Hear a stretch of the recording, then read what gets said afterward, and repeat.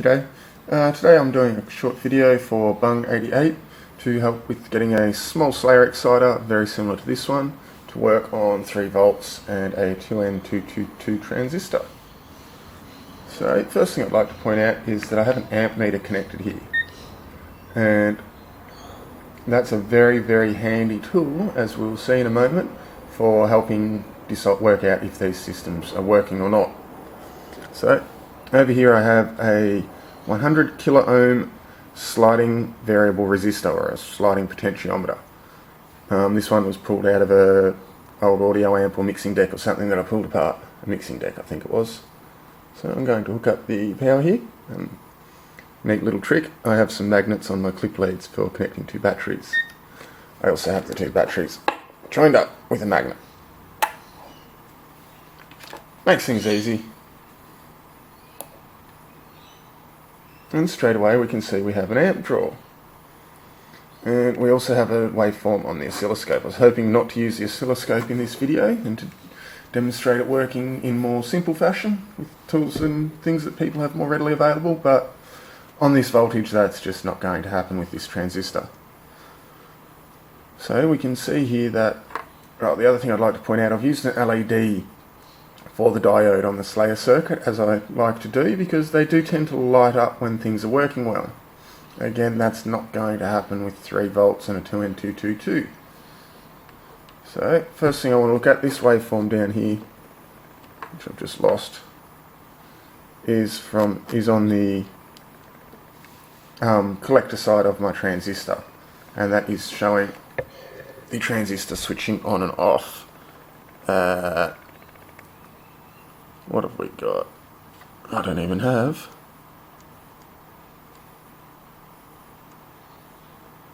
a frequency. There's a frequency one.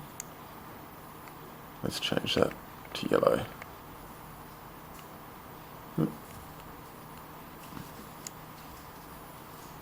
And it's not going to tell us the frequency. But those little tiny squares you see on the screen, the really small ones, they are 2 microseconds apart, so it's switching on and off really fast. We'll just say that for now. Keep this video as short as I can. Now, first thing I'm going to look at is that if we move this, that's with 100k ohms of resistance here on the base. Now, if we move this up and down, we notice that the waveform changes. And it's actually in tune best when the coil is near the top of the tower. I do have a good inch of wound coil below my pancake coil. You can see from these burn marks and that line there, that's where the primary coil likes to sit. And there's a good inch of primary coil wound up below the secondary coil, wound up below the primary coil's level. This is just a cardboard collar here on a pancake with a pancake coil on top. The cardboard is purely there as a spacer, and that's actually set up for a tip 31 transistor on 12 volts. And for this transistor and this voltage, the coil really likes to sit up near the top here somewhere. Now, the other thing we can do to try and improve the performance is reduce the resistance. That's down to 50k ohms now. And we've got a noticeable improvement on the strength of our primary coil signal. And we're also starting to see a frequency there.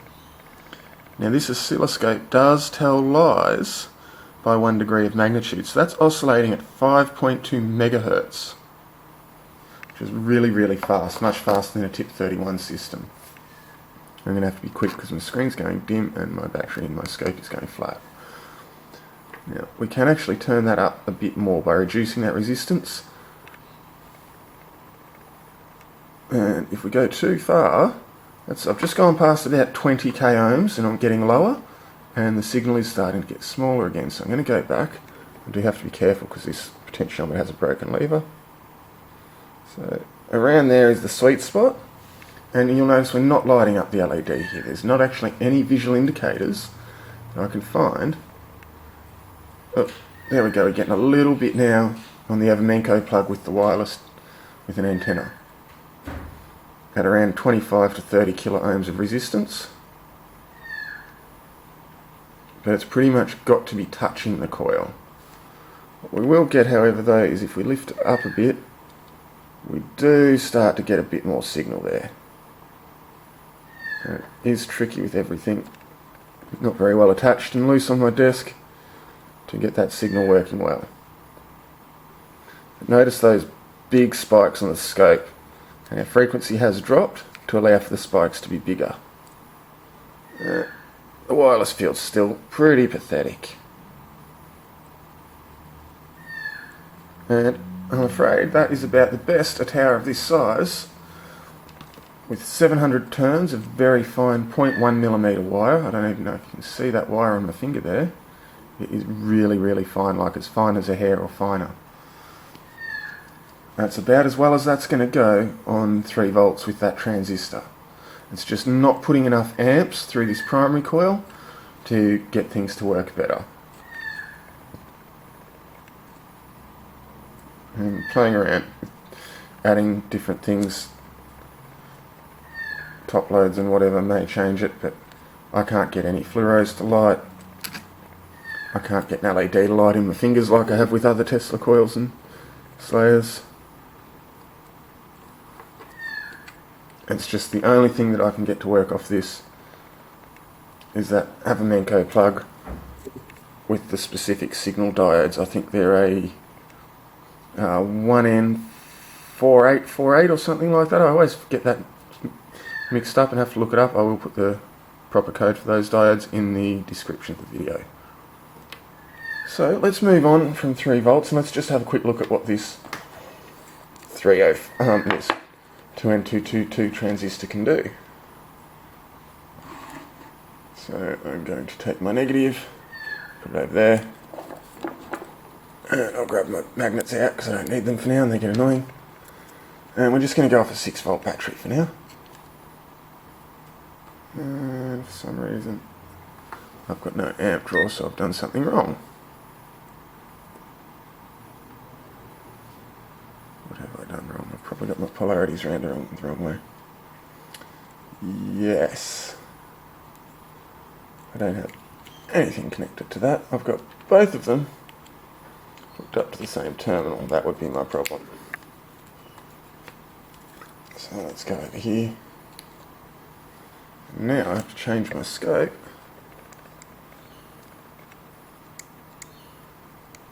to get that on screen. And I've got a much bigger signal. And we've got a 5 kilohertz again. Notice even on 6 volts, probably 60 or 70 kilo ohms there, still not lighting up that LED. I'm now just starting to get a slightly better signal on the Havamenko plug there. An AV plug, as we often call that. And you do need to be holding on to one of these wires on the leg of the LED above the half-wave rectifier setup there to get that to work. You do need some sort of earth,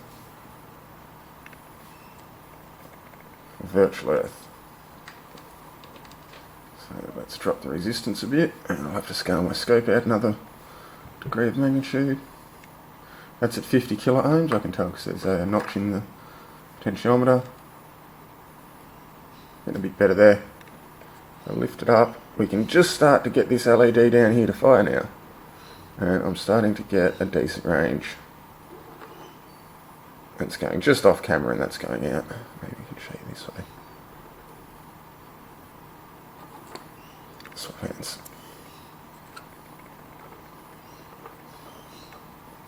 And there is a sweet spot. If I go too high on the high voltage, it does go out again. And as I think you're beginning to see, these systems are very hard to tune without some sort of oscilloscope to look at the waveform. Okay, without taking too long in the video, let's move on and switch to 12 volts. And I'm going to make my resistor big again so that I don't blow stuff up.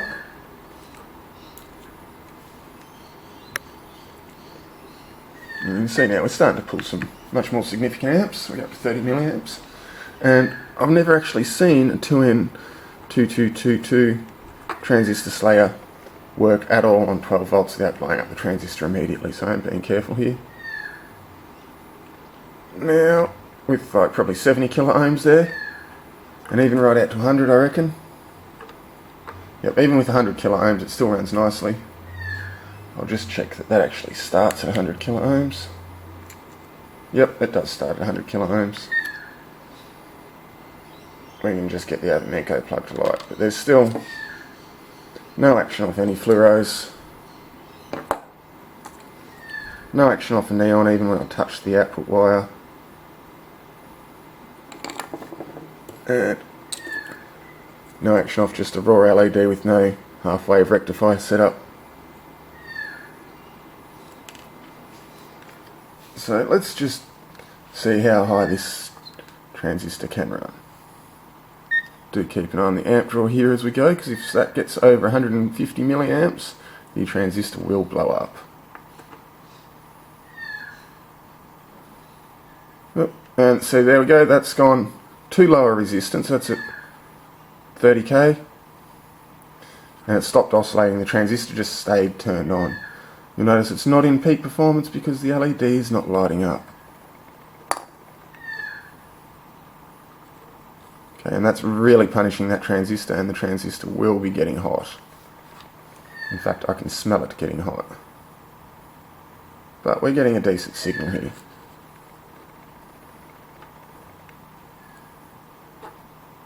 But even when I hold it in the sweet spot, there's nothing. I'm not getting zapped off that wire, it's not lighting up the fluoros.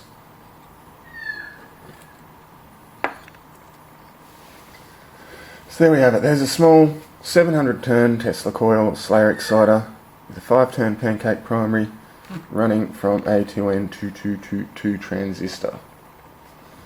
Now I'm going to move on and see if I can get this coil to run a bit better using a different setup involving a power transistor. I've got a 3055 here with a 2N22 setup soldered on in a Darlington arrangement.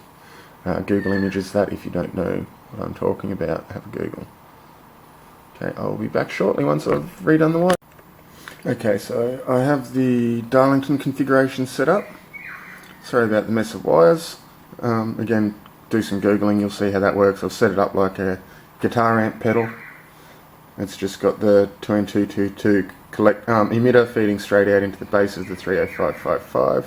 It's the little transistor switches the big transistor on and off, and the collectors are joined together, and the power input goes straight through the collectors both.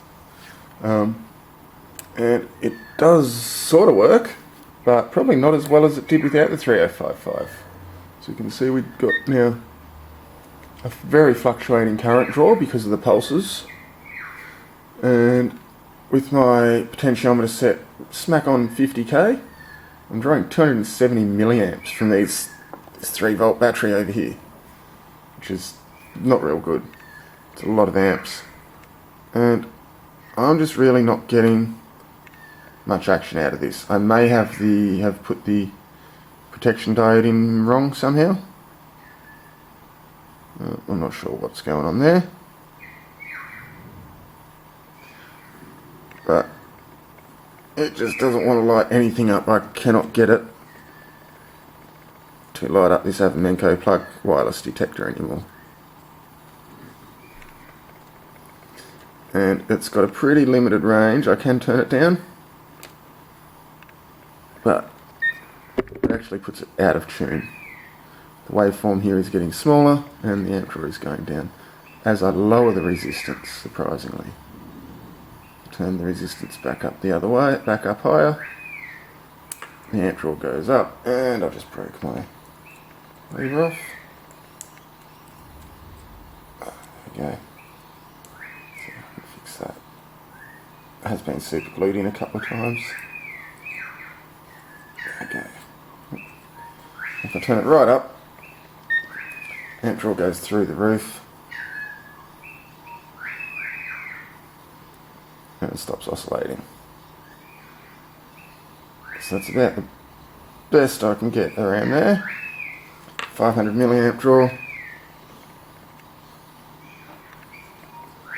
And it's just not working to the same extent it was. It's just the 2N2222. So let's up the voltage and see what happens. That's my negative. I'll see if I get this right the first time around.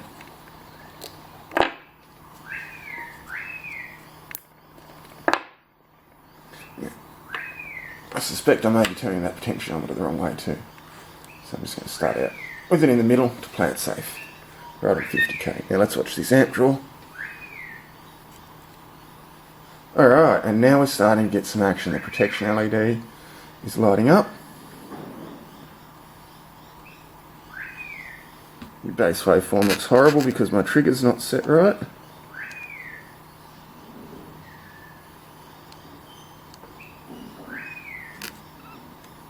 Let's see what we can do. And I'm pulling 3 amps.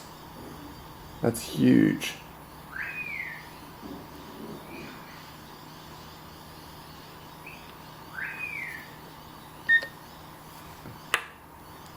And I can smell things getting hot. Alright, so I'm going to take that off for a second.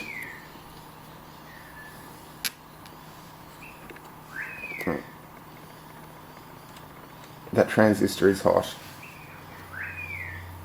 I'll just let it cool for a moment. And I'll blow the light globe off the table.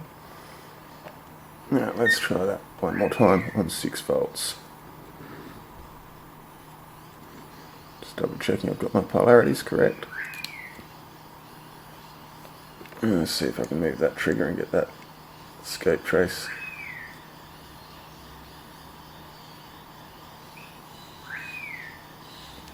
So I've got an oscillation there, but it's not a nice one. And I dare say, oh no, look at that. 6 volts with the Darlington arrangement. Works pretty good. But I'm going to need a bigger value resistor because that's getting hot. And it's drawing nearly 3 amps. And I dare say as it's getting hotter, it's going to work less.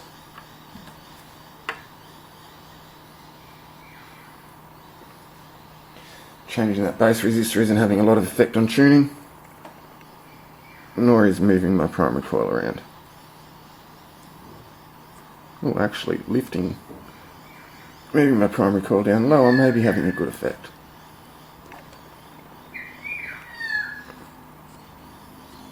Good effect on amp draw, not so good effect on power transmitted.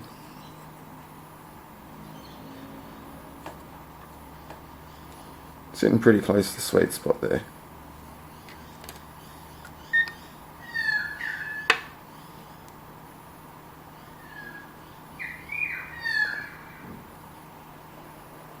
And I can literally feel the heat off that transistor, which is probably going to be dying from the heat shortly, so I'm just going to abort this mission right here.